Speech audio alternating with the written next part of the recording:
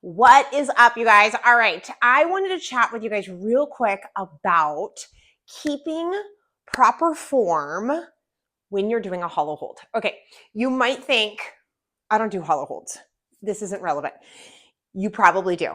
You probably are doing some variation of a hollow hold. If you take any sort of group fitness class, if you're doing any sort of training whatsoever, I guarantee there are core exercises that you're doing that require a hollowed out hold, working your core. Here's one of the most common, hands down, the most common things I hear in classes and with clients.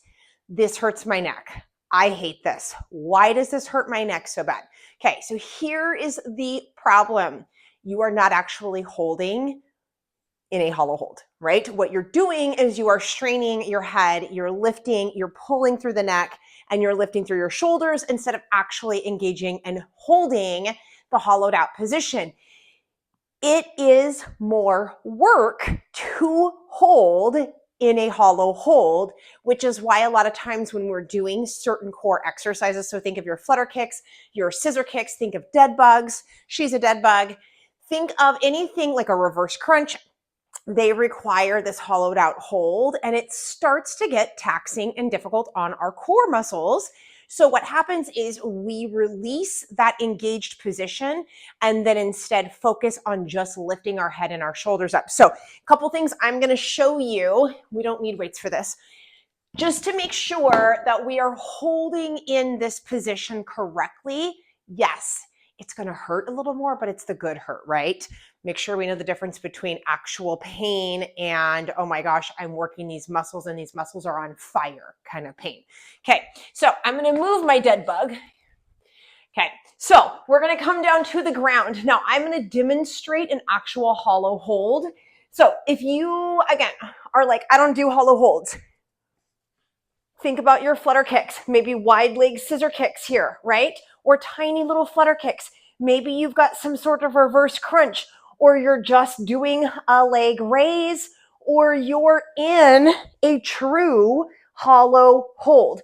So when you lie down, first and foremost, and this is where it's most difficult, because if you're taking classes or you're doing a workout and you're moving really fast, it's more difficult to connect with correct form because you're usually on a timer and you're trying to get through it fast. So here's what I want you to practice before you jump into your next class or your next workout. When you lie down on the ground, this is what I want you to do right now. I want you to lie down on the ground. You can put your feet flat, head down, shoulders down. You're naturally going to get this little lift in the small of your back. So I want you to physically do this. Get down on the ground and you're going to feel your back lift. I want you to slide your hand right under it, okay? This is what you are hollowing out. So if you're in, let's say, a group fitness class or you're following training and you hear the instructor say that, push your belly button in or get your small of your back flat against the ground. That is exactly what he or she is talking about. You do that by, yes, you lift your head, your shoulders, okay? But notice I can still slide my hand. You have to actively push your belly in. So best way to think about this is take your rib cage, tuck it in and down, in and down. So right now, keep your feet flat, right? I don't even want you lifting your legs yet. I just want you to come into this position. Ladies, this is almost like a labor. We are in labor kind of position. If you've had a kid, you know what I'm talking about. But you've got your head up, shoulders up. Couple key things to help you engage in this position. Your chin is tucked. So your eyes, I like to say eyes on thighs, or you can bring eyes on your belly button, on your belly area. But you want to kind of, it's not just a lift your head and shoulders. This is what's going to make it strain on your neck. And holy whoa, I already hate it within a second.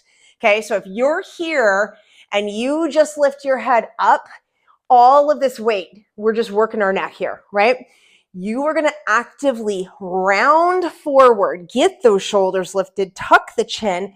You're going to take your rib cage and you're going to tuck it in and down. And now you have eliminated that little lift in the small of your back. You shouldn't be able to slide your hand underneath. You are hollowed out. From here, this is where you add the leg lift, or maybe you're in a flutter kick. You shouldn't feel any strain in your neck. You should feel it all in your abdominals. Woo! That's spicy, just for a couple seconds, okay? So again, I want you to practice this at home before you go into your next workout, because if you are someone who constantly feels the pain in your neck when you're doing flutter kicks, reverse crunches, you're doing leg lifts, if you're doing a hollow hold, anything like that, it is because you are using your neck muscles and not your abdominal muscles. And that's what we want to focus on. Hollow hold will work the deepest layers of your core. So practice with feet flat, legs bent. You're going to lift your head, your shoulders, peel it up almost like to the top where you're about to like push up and sit up. That's where you're going to peel right here. That naturally tucks your rib cage in and down, chin tucked, eyes on thighs. Eliminate that lift in the small of your back. And from here, you can get funky. Have at it, okay? But practice right here first. Right here. Hold and hollow it out, all right? All right, you guys. I hope that helps alleviate some neck pain. I hope that helps to make your core workouts just a little bit extra spicier and you get faster results. That's what we want, right? So we show up, do it well, do it right, do it good, and you get the results. All right, you guys, have a great day.